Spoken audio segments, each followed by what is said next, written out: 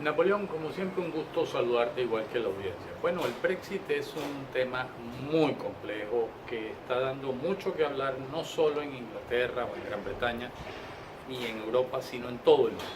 Hagamos un poquito de historia. Por allá en 2015, disculpe, David Cameron comienza, primer ministro de Inglaterra, comienza a sufrir algunos cuestionamientos a su liderazgo tanto en el Partido Laborista, y esta crisis de liderazgo se le traslada al Consejo de Ministros, y él toma una decisión salomónica, porque entre esa crisis de liderazgo comienza a surgir la tesis de que bueno, hay que salir de la Unión Europea porque le estamos entregando más de lo que ellos nos dan. Él toma una decisión salomónica, en vez de resolver eso en el Parlamento, donde aún podía conseguir la mayoría, pensando, disculpe, pensando, bueno, ya gané 2 elecciones, gané 2 referéndums, puedo ganar este. Así que sencillamente resuelve ir a un referéndum y hacen una campaña desastrosa, muy técnica, basada en elementos técnicos y en cifras difíciles de entender para la población.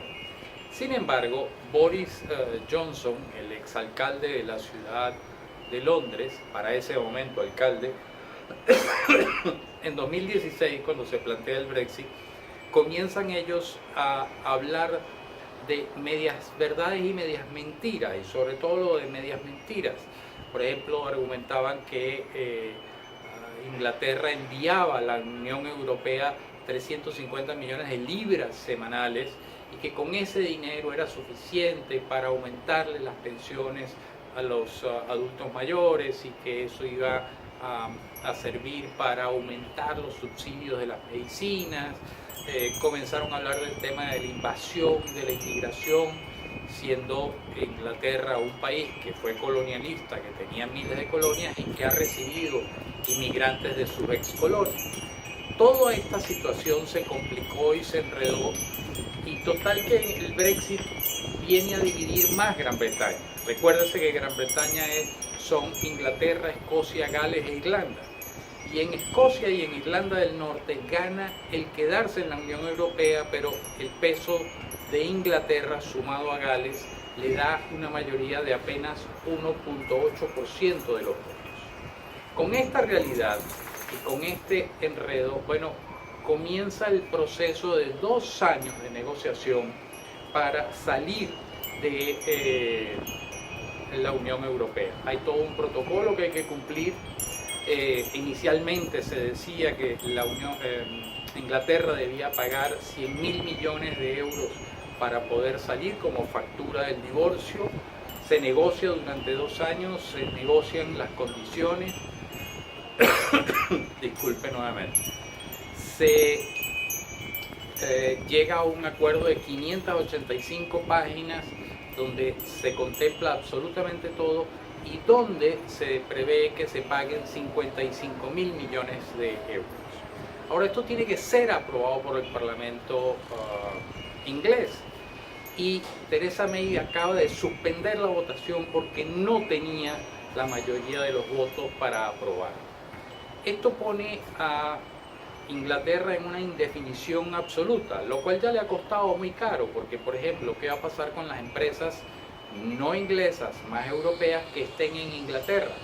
¿Qué va a pasar con los ciudadanos europeos que estén en Inglaterra, o los ingleses que estén regados por Inglaterra? ¿Cómo se van a movilizar? ¿Cuál es el tema de sus visas? ¿Cómo es el tema de los impuestos ahora para las empresas inglesas en otras partes de Europa o las europeas en Inglaterra?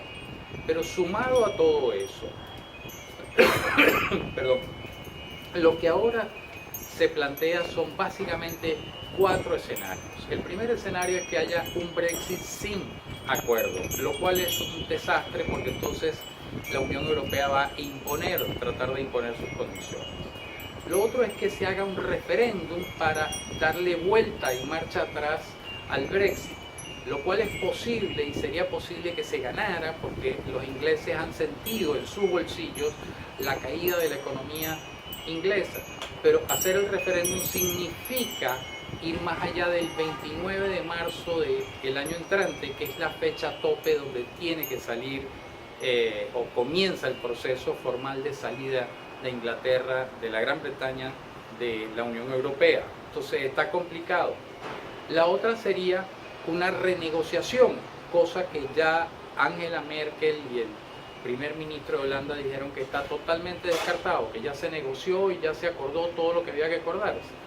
Con lo cual queda una sola opción, y es que si Theresa May no logra los votos necesarios para aprobar este documento que negociaron para la salida de Gran Bretaña de la Unión Europea, no les queda otra que convocar nuevas elecciones y muy probablemente las pierda Theresa May.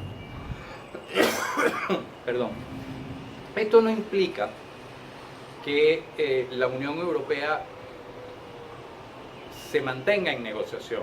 Ya la negociación se dio, la fecha es 29 de marzo del año entrante, así que la señora Theresa May tiene un escenario muy complicado, tremendamente enredado.